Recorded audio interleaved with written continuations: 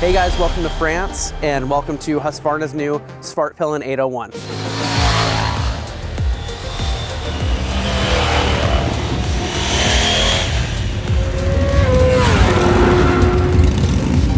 Guys, we had an excellent day of riding here around the kind of mountains in France. Awesome of Husqvarna to bring us out here. We also had a great group of guys that were able to kind of kick up the pace a bit. Everyone stayed together, everyone stayed safe. Part of that group was Chris Filmore, multi-time Pikes Peak world record holder. Thank you. Superbike racer, super moto champion, so many things, but also now the PR relations manager that we get to deal with for Husqvarna, KTM, and Gas. Chris, thanks for hanging out. Thanks for riding with us today. I'm glad you actually got to ride with us. That was fun. So am I. Yep, absolutely. It was an honor. So one of those Pikes Peak records that you have was on the KTM 790 Duke, which, to no one's surprise, this bike is heavily based on. Obviously, it's got a Husqvarna name on it, and it's got some fairly big differences, but I'm curious what you think about how this bike is different and similar to the KTM 790 Duke. Yeah, no question about it. There are some similarities. Right. The engine platform being probably the most noticeable to me. Obviously, the fueling, the mapping, the traction control settings, completely different based on the tires that are spec'd with this, but you still have the characteristic there. I guess what comes through the most is like when I throw my leg over it, the first touch points, it's more neutral, taller handlebar, neutral sitting position, surprisingly really comfortable seat for all day riding. Hang with you guys, I think we did a little bit over 200K of riding. Suspension, the dampening is really good for sporting, but also I think has like a really good characteristic for bump absorption and a little more comfort, I would say. The Duke maybe more aggressive. It's the scalpel. It's a little more precise, where this it has no boundaries. I mean, that's what you guys say. I mean, and it's more of a neutral position, and I think that also plays into the entire setup from the suspension too, right? Like it's meant to kind of be a more broad instrument than a scalpel. Exactly, and I think that just for me today equaled fun. It was versatile. You can push it.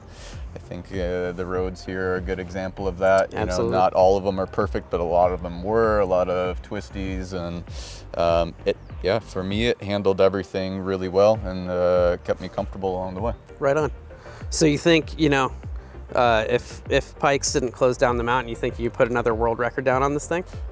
Well, I have more experience now after doing it for 3 years. So if Husqvarna is looking to get into it and they didn't end up banning motorcycles from Pikes Peak, yes, I'm always throwing my name in the hat for going racing and doing racing projects. So give me a call.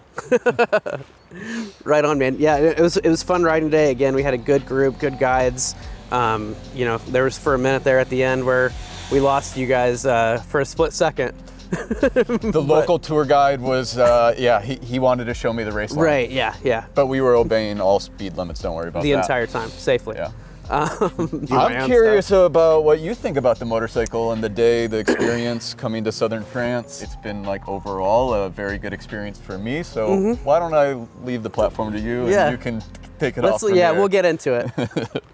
All right. Cool, thanks dude. Yeah, for sure.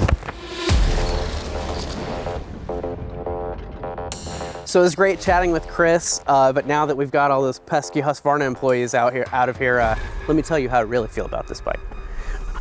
It's basically the same situation.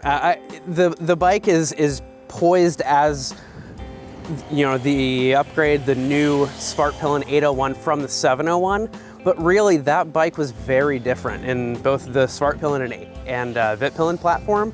With a single cylinder, the bike was very lightweight, really punchy, that single characteristic that a lot of people I think liked, but I believe it was discontinued in 2020, and now we have this new version that has the twin 790 engine in it, and the bike is heavily based on the 790 Duke. So there's a lot of similarities here, but there's a little bit of changes with the chassis geometry. The front end feels a little bit more raked out, and honestly at slow speeds, it feels a little bit heavy on the front end. But as soon as you're going, it's very comfortable. It's very, very stable. We didn't have a chance to ride off-road, but we spent most of our time on super twisty roads. Some were bumpier than others, and the bike stays completely poised. And I would say stability is the key here, but also, as Chris mentioned, the bike is very neutral in its ergonomics. So if we're gonna compare the two, the KTM would be the sportier version, and this would be the more relaxed version, a little more stable. And you still have the electronics here, the ride modes, all the things that can let you tailor it to kind of however you want. You've got these tires, these Pirelli kind of dirt track tires that do an excellent job of gripping when you're out really getting into it.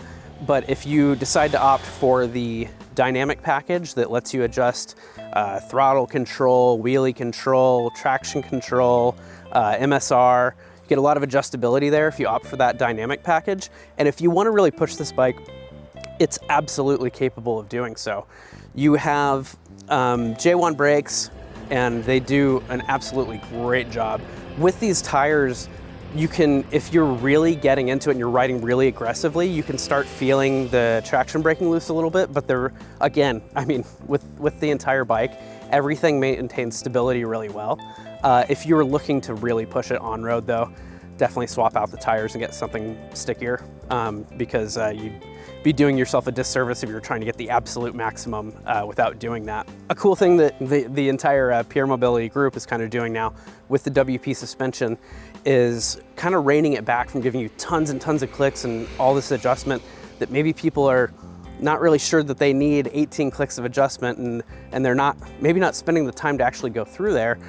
We've kind of brought it back to a more basic level with, on the fork, for example, you don't have preload adjustment, but you do have rebound and compression in separate legs, and you now have 5 clicks of adjustment. So in here, the 3 is the setting, the standard stock setting, and now you can kind of, go into a stiffer setting or go into a softer setting if you actually want to do some scrambling on this bike, because it is kind of designed. They tell us it's a scrambler of some sort, Neo scrambler thing, whatever you want. If you want to go off-road on this, it's going to be fine. You have some sort of skid plate down there. I did have a rock ping off of it today, so it does protect the bike in some regard, but I wouldn't go bashing it into boulders. But you can dial that back just a couple clicks on each end.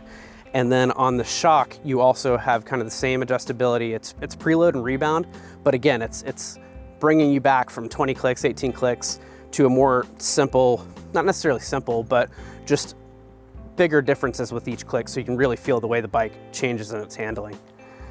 I would say today, the main takeaway, again, like when we were chatting with Chris, we were really pushing the pace today, and we had a great group of people from all around the world, Spain, Italy, France, great group of folks, and we were able to carry a pace that was a lot of fun without being dangerous or anything, but we really got the chance to test the bike. And the 790 engine has always been a great parallel twin. Having it in this motorcycle, having it in a couple other motorcycles, like there is no reason to be upset that this mill is being shared across multiple platforms, because it's phenomenal. You're pushing just around a little over 100 horsepower and about 64 pound-feet of torque at the crank, so expect that to be a little bit less at the rear wheel. Yeah, I started off the day in street with the clickers all set in the standard 3 setting position, so kind of in the middle. And honestly, as soon as we took out of here, we picked up the pace pretty quick. And I found for the suspension settings, it was actually stiffer than I thought it would be, but kept everything in line over, stutter bumps, under acceleration, under braking. Everything remained really composed, and that kind of wider, more open handlebar just kind of gives you a little bit more control. If you do feel like you're getting in over your head a little bit, you don't automatically think you're going to lose it. It's really kind of forgiving, and you've got the leverage to kind of manhandle the bike if you need to. The street setting, again, it was also a little bit more sporty than I thought it would be. So it's kind of like you could ride in that quite a bit around town, be happy with it. It's not snatchy or anything like that. Going into sport, it's a little bit more direct with the throttle. You're getting the same actual power output. It's just the throttle response that's changed in all of the modes except for rain. But what was a lot of fun once we had the chance to kind of get ourselves acquainted with this bike was putting it into dynamic, which is going to be an extra, but that allows you to have all of that adjustability and tune the throttle response the way you want it, the wheelie control, traction control, all of this. And that was kind of the ticket for our sportiest riding of the day. A lot of fun with that. Absolutely would recommend if someone wants to get out and really give her the beans, that's the way to go. You can adjust traction control on the fly. Again, these are some things we've seen in different parts of the group, so it's not terribly new. But again, it's just gonna be a very solid motorcycle from Husqvarna. Is it the next generation Svartpilen from what that single cylinder, small, lightweight motorcycle was before? I'm not sure. I think it's more of it's more online with the 790 Duke, which is a great parallel twin lightweight motorcycle. All fueled up, this thing is probably about 430-ish pounds. So we're still talking pretty lightweight. I've got a 30-inch inseam and I don't have a problem almost flat footing it. So with that weight, with the size, ergonomics, it should work out really nice for a lot of people. If you want to add cruise control to the bike, you actually switch out the left side switch gear, and that gives you the software, but also the hardware that you need to enable cruise control. So you can add that. I think it's about $290. The dynamic package is about $420. But with that extra cruise control package, you not only get the new switch gear and cruise control, you also get what's like a third customizable button that you can set to whatever you want. So if you want to do a quick press to access traction control, or if you want to use a quick press to access the ride modes, you can do that with that third button. If you don't opt for cruise control, you can still use the up and down directional buttons as quick access menus.